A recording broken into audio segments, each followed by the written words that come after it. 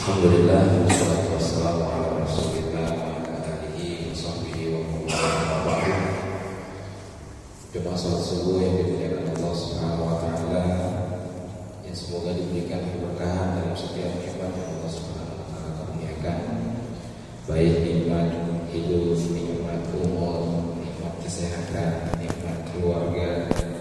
Karena yang kita inginkan dalam kehidupan kita, bahkan dalam keluarga sekalipun, adalah keberkahan. Keluarga tidak menjanjikan kepuasan, tapi keluarga itu bisa menjanjikan keberkahan. Alhamdulillah, kita bersyukur kepada Allah Subhanahu wa taala. Semoga dengan rasa syukur ini bisa menambah lagi kenikmatan kita dalam beribadah. Rasa syukur ini bisa menambah lagi kenikmatan yang kita miliki, menjadi pembuka pintu-pintu nikmat yang lainnya. La in syakartum la azidan.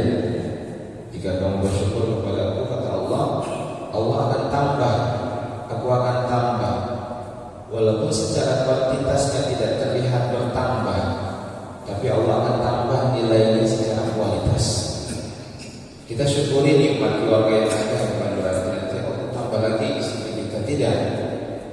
Tapi Allah menambah keberkahan kualitas kita dalam berkeluarga.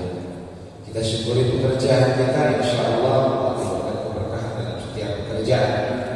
Itulah makna yang Allah Subhanahu wa taala inginkan kita menjadi orang-orang yang bersyukur. Dan juga semoga rasa syukur ini juga bisa menjadikan kita bisa memaknai setiap nikmat yang Allah Subhanahu wa taala berikan. Terkadang kita sudah merasa bosan dengan HP kita yang sudah lama, sudah jadul. Tapi bisa jadi HP yang kita sudah tidak syukuri itu orang lain pengen miliki dan dia belum punya. Bisa jadi kita sudah bosan dengan motor tua yang kita miliki, yang sudah sering mogok-mogok. Namun karena kurangnya rasa syukur, itu bisa menambah lagi kita tidak bisa menikmati apa yang kita miliki.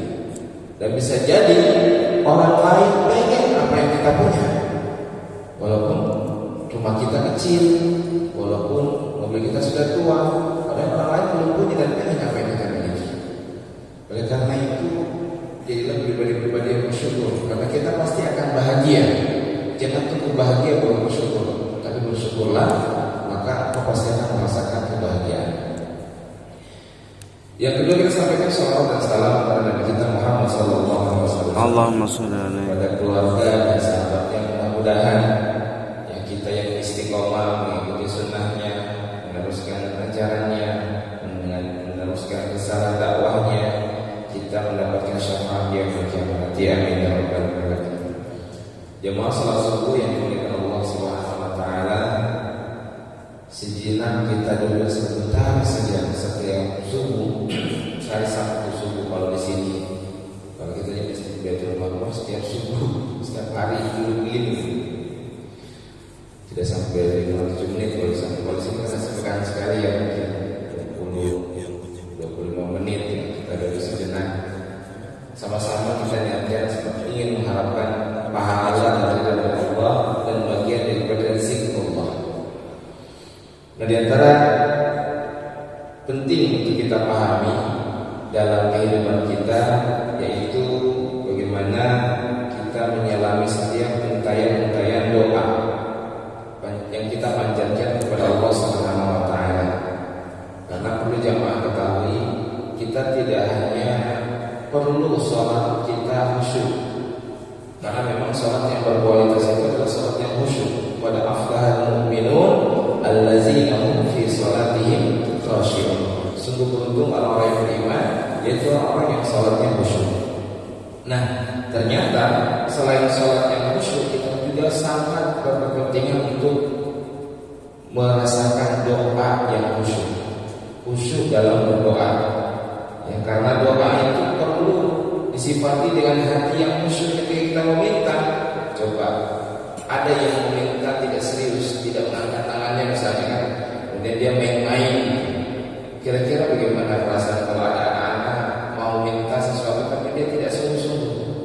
Kita kadang tidak mau kasih gitu kan. Nah, Allah itu akan melihat orang yang bisa khusyuk dalam berdoa.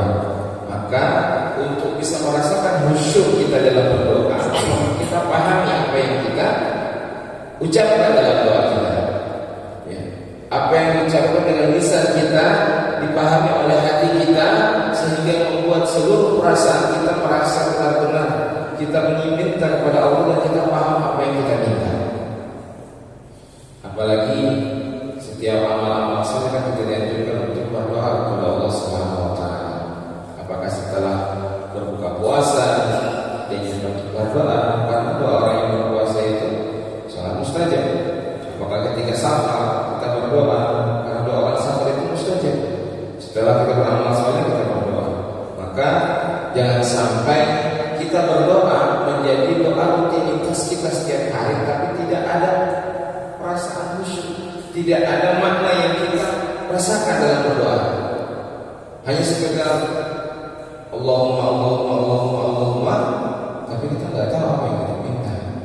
Allahumma inni as'aluka salamatan fid dini wad dunya wal akhirah. Apa yang kita minta? Kalau kita pahami mana, ya Allah sesungguhnya kami meminta kepadamu keselamatan di dunia dan di akhirat, kan enak. Kalau kita paham artinya itu lebih enak, lebih merasa. Nah, inilah yang harus kita pahami maknanya dalam doa. Karena doa itu memiliki makna. Yang pertama, doa memiliki makna tauhid. Ketika kita berdoa, kita beriman kepada Allah Subhanahu wa taala. Kita meyakini bahwa Allah yang Maha berkehendak, Allah yang Maha berkuasa, Allah yang Maha mengabulkan setiap doa, dan itu tauhid. Selama kita berdoa kepada Allah, kita sedang mentauhidkan Allah. Itu makna doa kita. Yang kedua, doa itu bisa mendatangkan ridha Allah. Allah itu sangat ridha kepada orang-orang yang meminta kepadanya. Bahkan Allah itu sangat murka kebalikannya. Man lam yas'alillah, kata Rasulullah sallallahu alaihi wasallam, man lam yas'alillah yaghdab alaihi. Orang yang tidak mau meminta kepada Allah, Allah murka kepada dia. Justru ketika kita meminta kepada Allah, kita butuh kepada Allah, Allah itu senang dan Allah ridha kepada orang-orang yang selalu berdoa. Jadi ketika kita berdoa, Rabbana Rabbana, itu kita sedang mendapatkan meminta ridha Allah Subhanahu wa taala.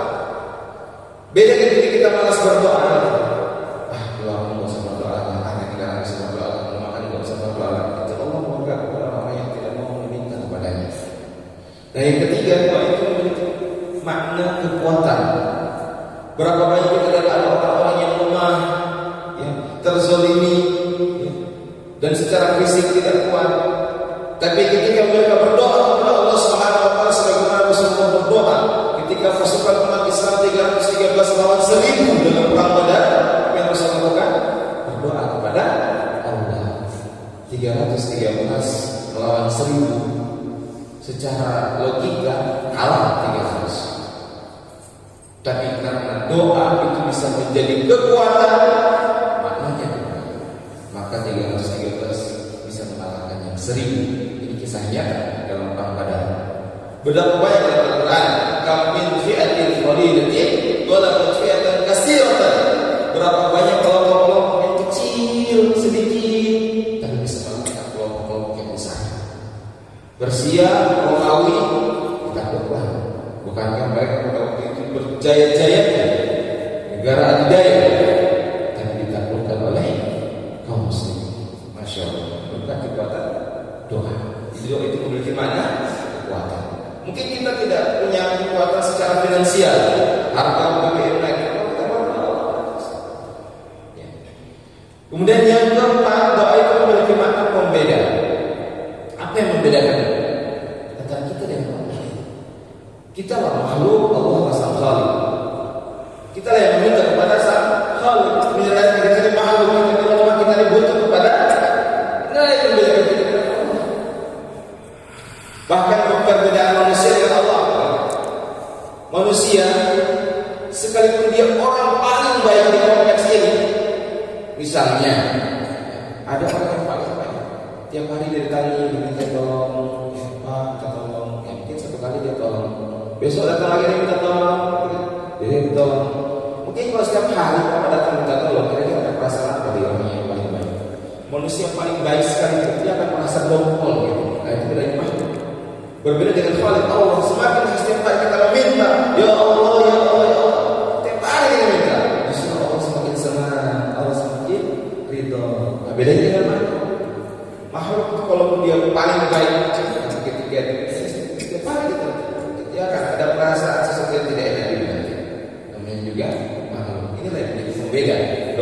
bisa menjelaskan posisi kita adalah makhluk dan Allah Maha Khaliq. Ini makna doa yang keempat. Dan makna doa yang kelima, ternyata setiap doa-doa yang kita panjatkan itu memiliki makna investasi.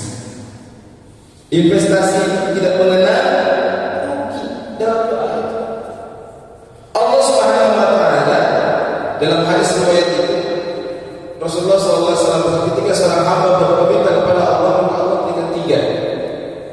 Yang pertama, dikabulkan doanya langsung.